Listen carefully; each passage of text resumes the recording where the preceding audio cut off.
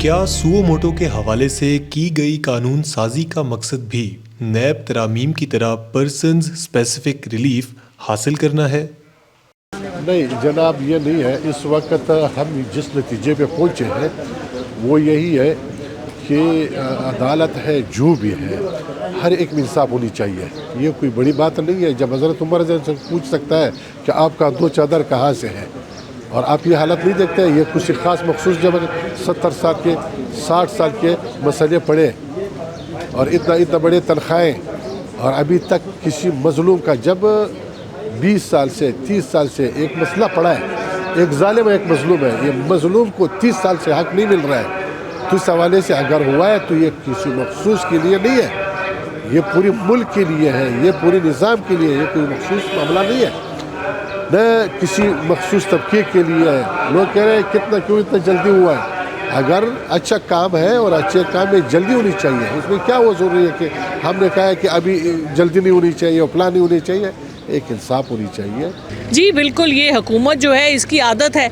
आप शहबाज शरीफ साहब जो इस वक्त प्राइम मिनिस्टर हैं, जिनके ऊपर 16 अरब के और 24 अरब के उनके ऊपर केसेस थे, जिस दिन फर्द जुर्म आयद होना था उस दिन वो प्राइम मिनिस्टर बने। उनसे पूछे मलिक क़यूम के साथ जो उनकी ऑडियो टेप थी उसके ऊपर क्यों नहीं अभी तक कोई अमल दरामद हुआ। ये हमेशा से इनकी आदत है कि अगर कोई नतीजा अपनी पसंद का ना आए तो कानून बदल दो, बंदा अपनी पसंद का ना हो तो बंदा बदल दो, मुल्क अपनी पसंद का ना हो तो मुल्क बदल दो। लेकिन खाने को सिर्फ गिद्धों की तरह ये पाकिस्तान को ही खा रहे हैं। लेकिन हमारा फिर आखिरी लाइन यही है कि इनका गरेबान होगा और हमारा हाथ होगा। देखिए, पर्सनल स्पेसिफिक रिलीफ तो कतई तौर पे नहीं दिया गया। अगर किसी के साथ नाइंसाफ़ी हुई है तो इसका मतलब है कि वो सियासतदान है, तो उसको कभी रिलीफ नहीं दिया जा सकता। मैं आपसे सवाल पूछता हूँ, आप मुझे बताएं, उसके लिए कानून साजी मना होगी? बताएं।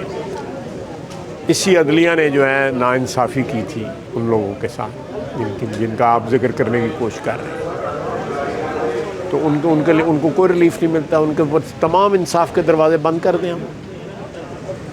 तो नैब क़वानीन को आप किस तरह कहते हैं, किसको रिलीफ मिली है? मैं खड़ा हूँ आपके सामने, मुझे कोई रिलीफ नहीं मिली।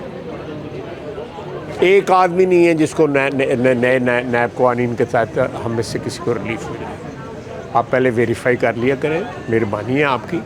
आप सहाफ़ी हैं, तो सहाफ़त के भी कोई असूल होते हैं या सहाफ़त फ्री फॉर ऑल होती है?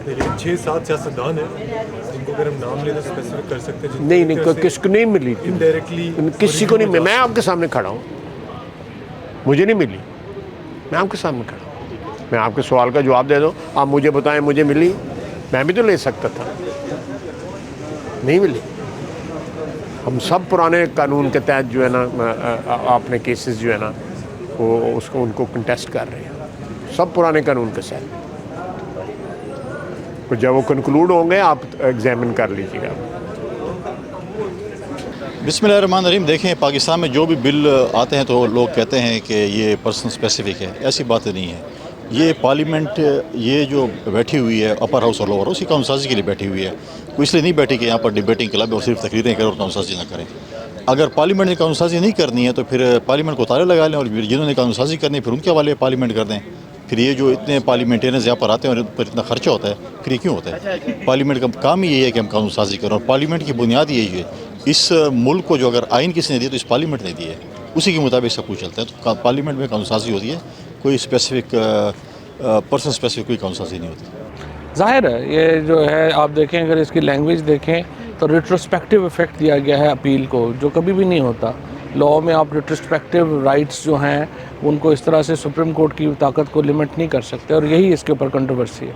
और इससे आपको लगता है कि फ़ायदा जो है मियां नवाज शरीफ साहब को, जहांगीर तरीन साहब, इस हुकूमत का सारा नहीं, तरीन साहब को तो जो है वो साइड पे बैठे हैं। एक ही आदमी को फ़ायदा पहुँचाना मकसूद है और वो है नवाज शरीफ। अगर 9 अप्रैल की रात का सुओ मोटो इनके लिए सही था तो फिर इसको भी मान लें।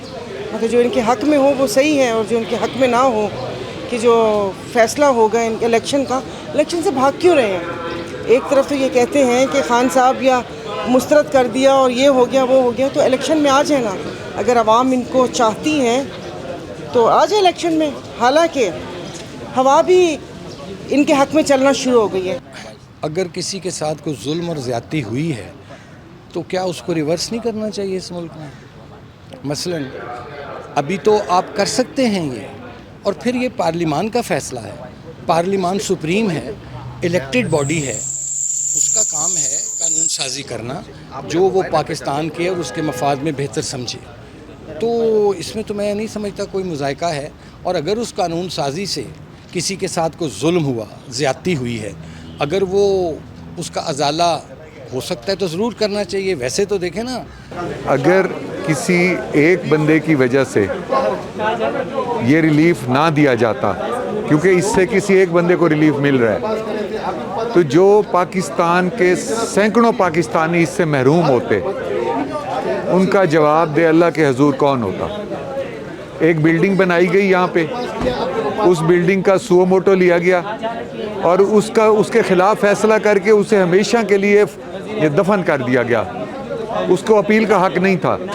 उसने एक ही अदालत देखी और उसके खिलाफ फैसला हुआ और उसके पास ना अपील का हक था ना दूसरी अदालत में जाने का हक था। उसके दिल पे आप क्या गुजरी होगी? जिस तरह से इन्होंने नैब में पर्सन स्पेसिफिक और हर एक शिक जो थी वो उसमें एक एक बंदा इनका केसेस से बरी होता था, इसी तरह ये भी पर्सन स्पेसिफिक लेजिस्लेशन है।